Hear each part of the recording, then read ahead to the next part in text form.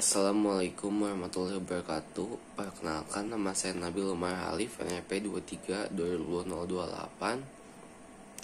akan mempresentasikan tugas kedua GDA 206 penginderaan jarak jauh. Apa itu geostationary orbit dan sun-synchronous orbit? Geostationary orbit atau orbit geostasioner adalah orbit geosinkron yang berada tepat di atas ekuator bumi, garis lintang 0 derajat, dengan eksentrisitas orbital sama dengan 0. Dari permukaan bumi, objek yang berada di orbit geostasioner akan tampak diam, tidak bergerak di angkasa karena periode orbit objek tersebut mengelilingi bumi sama dengan periode rotasi bumi. Lalu, untuk sun-synchronous orbit atau orbit sinkron matahari adalah orbit bumi yang menggabungkan ketinggian dan kemiringan sedemikian rupa sehingga objek pada orbit tersebut melewati garis lintang tertentu dari permukaan bumi pada waktu matahari lokal yang sama. Sudut iluminasi permukaan akan hampir sama setiap saat. Berikut adalah jenis-jenis resolusi penginderaan jauh. Jenis-jenis resolusi penginderaan jauh ini ada 4. Yang pertama itu ada resolusi spasial, lalu resolusi spektral, lalu resolusi radiometrik, dan resolusi temporal. Yang pertama ini adalah resolusi spasial. Resolusi spasial merupakan kemampuan untuk menampakkan dua objek yang berdekatan secara terpisah. Dapat disebut juga daya memecah di dalam suatu objek. Resolusi spasial dipengaruhi oleh piksel citra tersebut. Berikut adalah ada 3 contoh dari resolusi spasial. Yang pertama itu adalah high spatial resolution, lalu yang tengah ini ada medium spatial resolution, dan yang sebelah kanan ini ada low spatial resolution. Perbedaannya itu pada pikselnya. Jenis yang kedua ada resolusi spektral. Resolusi spektral merupakan kemampuan suatu sistem optik elektromagnetik yang berfungsi untuk membedakan informasi objek berdasarkan nilai pantulan ataupun nilai pancaran spektralnya. Berikut adalah gambaran dari contohnya.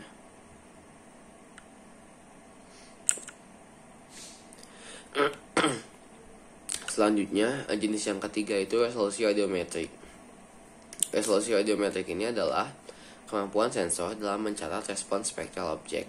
Resolusi ini berupa 2 bit 0-1, 3 bit 0-3, 4 bit 0-15, 5 bit 0-31, 6 bit 0-63, 7 bit 0-127, 8 bit 0-255, 10 bit 0-1023, 16 bit 0-65535. Nah, di sini ada 4 contoh dari citra 4 bit, 3 bit, 2 bit, dan 1 bit. Dan yang terakhir atau yang keempat adalah resolusi temporal. Resolusi temporal ini didefinisikan sebagai jumlah waktu yang dibutuhkan untuk mengunjungi kembali dan memperoleh data untuk lokasi yang sama persis. Ketika diterapkan pada penginderaan jauh, jumlah waktunya tergantung pada karakteristik orbit, platform sensor, serta karakteristik sensor. Nah, di sini ada contoh gambar A itu di tempat itu diambil pada tahun 1990, lalu di 10 tahun kemudian diambil di tempat yang sama.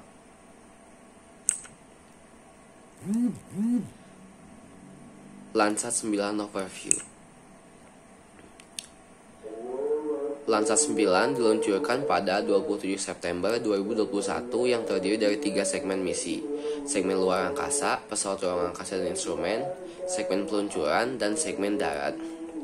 NASA bertanggung jawab untuk mengembangkan segmen luar angkasa dan peluncuran, sementara USGS bertanggung jawab untuk mengembangkan segmen darat dan mengoperasikan misi setelah peluncuran. Pembangunan satelit yang dikelola NASA memiliki siklus hidup misi yang dibagi menjadi beberapa fase tambahan. Fase A adalah pengembangan konsep dan teknologi. Fase B adalah desain awal dan penyelesaian teknologi. Fase C adalah desain dan fabrikasi akhir. Fase D adalah perakitan sistem, integrasi atau pengujian, dan kesiapan peluncuran. Fase E dimulai setelah check out, operasional di orbit, dan berakhir di akhir operasional misi. Landsat 9 meloloskan Key Decision Point B pada 17 Agustus 2016, PPKC pada 6 Desember 2017, PPKD pada 1 Mei 2020, dan KDPE pada 10 Agustus 2021. USGS akan mengambil alih pengolahan Landsat 9 untuk tahap operasi misi. Mereka akan mengoperasikan satelit dan mengelola semua aspek downlinking, pemrosesan, dan pengiriman data. Berikut penjelasan lebih detail mengenai proses pengembangan Landsat 9.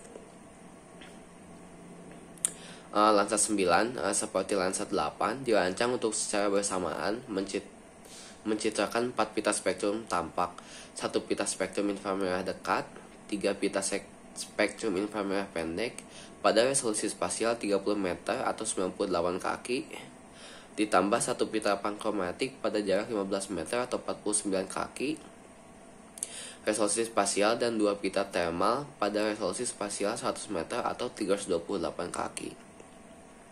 Landsat 9 ini juga mempunyai berat yaitu sebesar 2.711 kg dengan dimensi yaitu 4,6 meter x 3 meter x 3 meter.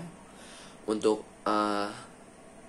lebar cakupan atau SWOT width itu sebesar 185 km, dan tinggi orbit altitude-nya itu yaitu 705 km. Sekian pemaparan yang dapat saya sampaikan. Terima kasih atas perhatiannya. Wassalamualaikum warahmatullahi wabarakatuh.